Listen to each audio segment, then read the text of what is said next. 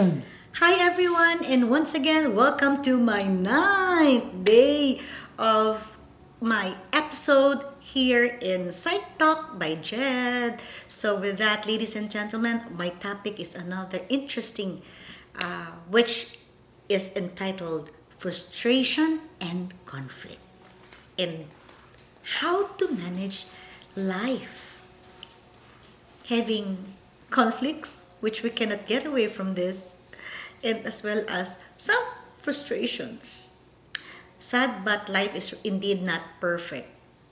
That's why we need to learn how to face the reality of life situation. Sometimes we experience conflicts and we get frustrated.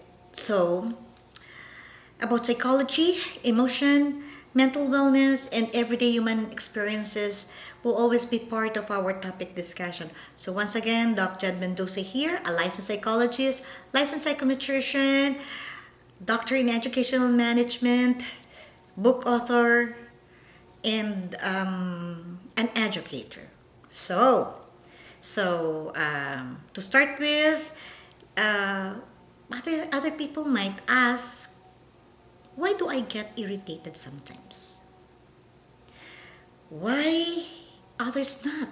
Why others are so cool? Why do conflict happen even with people we love? Like our family, boyfriend, husband, wife. How can I control my emotions? I'm just human, especially when I'm stressed. Why do I feel emotionally exhausted at times? Burnout at times. So if you experience these feelings, you are not alone. Everybody experienced that for your information. So with that, let's understand them better, and as we dig out, let's start with about the meaning of frustrations. So when you talk about frustrations happen when our set goals, needs, or expectation are blocked. So, what do you think are the examples of this? Examples like working hard but not getting promoted. Very common in the workplace, very common in school. It could also be at home for the wives who kept on doing their very best, but still they're not being acknowledged. It could have something to do with struggles, misunderstanding in relationship, doing everything but not well. It's just like a song. I did my best, but I guess my best wasn't good enough. Or plans that do not happen as expected. I kept on striving, but it seems nothing happened. So, psychologically, frustrations is a normal emotional response. But when frustrations is not managed properly, it may lead to a lot of things like number one, anger. When frustrated, you easily get stressed. It even speaks on anxiety or fear to the unknown danger. What if, what if, what if? Okay? Unending what if. Unhealthy decisions. Or sometimes conflict with others because you're not in the mood, because you're stressed, blah, blah, blah. Okay? And what is then conflict? How does stress differ from conflict? So, conflict happens when people have different individualities or differences, if I may say. Please be reminded that conflicts may also experience to oneself identity crisis. I want to be a male, but I knew my heart is for female, and vice versa for lesbian. Don't get me wrong. I'm not against you guys. It's just happened that when conflicts arises, it experience that way. It could also be values. I love going to church, but I'm enjoying with my friends doing bad habits. You know, read between the lines. Okay? Or sometimes we speaks on some needs. All right? That's why gives conflicts on me. Uh, I wish to diet, but I feel the need of eating more. Experiences as well as emotions. Okay, so in short, conflict can happen between family members, within ourselves, couples, friends, co-workers, even to ourselves, as I've mentioned a while ago. So, yes, even internal conflicts happens because there were a lot of reasons. Like, for example, number one, should I follow practical or my passion? It speaks on your values in life. Sometimes we ask, should I stay or live? Or should I speak up or stay silent? Because we have the so-called as self-respect. Do I need to numb my tongue? The inner struggle affects mental health and emotional health because there are some triggers. So, what are frustrations and conflict common today? In today's generation, many stressors affect people. So, what are these stressors? Number one, social media or social pressure, peer pressure, comparison of culture. Sometimes there's this stereotyping, cultural differences, okay, economic challenges, family responsibilities, work burnout, and uncertain about the future.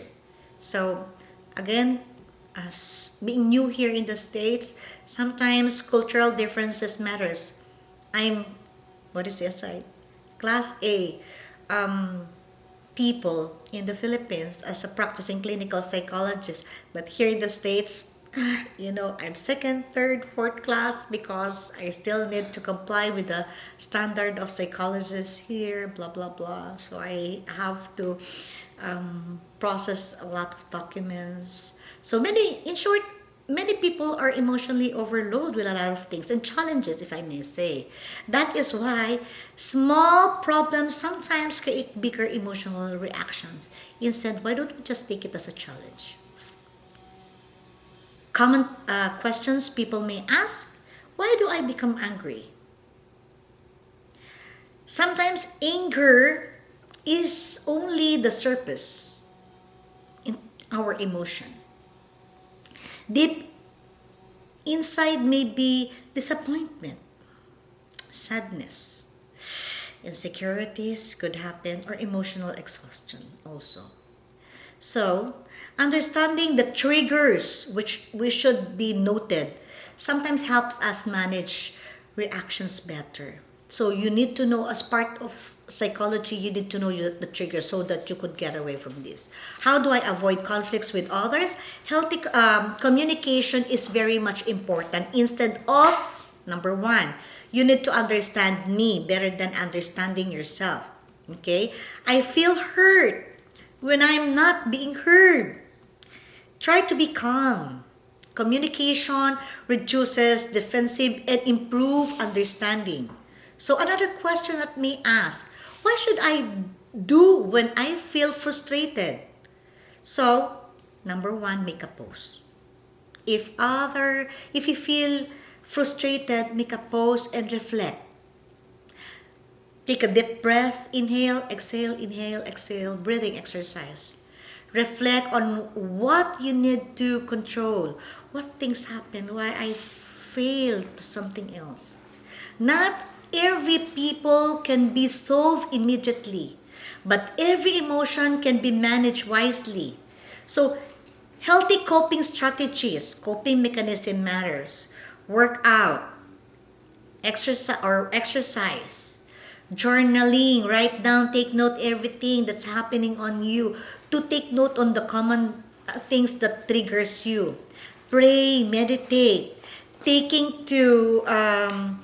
some stress reliever, talking to trusted people, and resting emotional matters. So, another question that may ask, is conflict always bad? Not at all.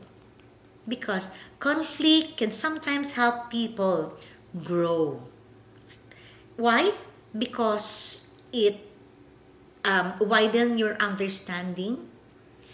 It gives you challenges. It could even improve communication.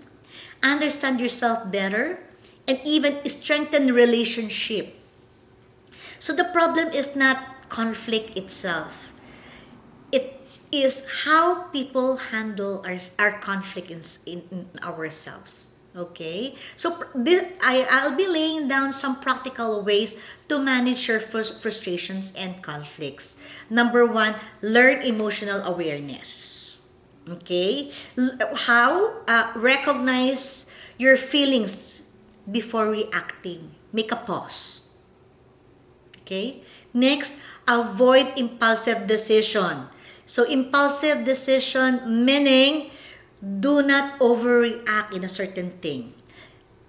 Strong emotion can lead to regrettable actions. Always practice empathy. Try understanding the other person perspective. Be open-minded. Okay? Set healthy boundaries because over familiarity creates frictions. Sometimes you need to learn how to make a pause. Teach people to shy on you, to know their limitation. That is to protect peace without hurting others. Next, number 5, seek support when needed. Talking to counselors, psychologists, families, or friends that can be trusted. Always remember, mental health reminder. Many people today carry silent frustrations. Some smile outside but struggles emotionally inside. Indeed, that's happened. Okay? Checking on people, listening sincerely, and showing kindness can make a huge difference. Mental wellness is just as important on physical health. And with that, as my closing message to you, ladies and gentlemen, as we end, always remember frustration and conflict are part of life, but they do not define who you are. You are stronger than your struggles. Be reminded on that. Because every struggles teaches emotional growth, patience, and resilience. Life is full of choices.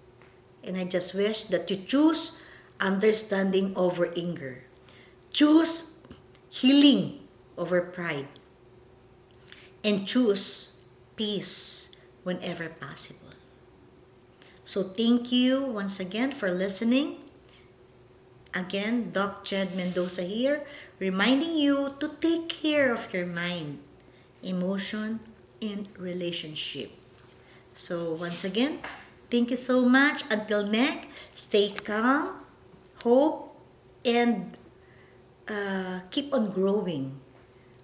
Don't forget again and again to follow me, like, share, and not only here in my YouTube account, but as well as to my Facebook account, Wellness Psychological Services. Till next, bye-bye.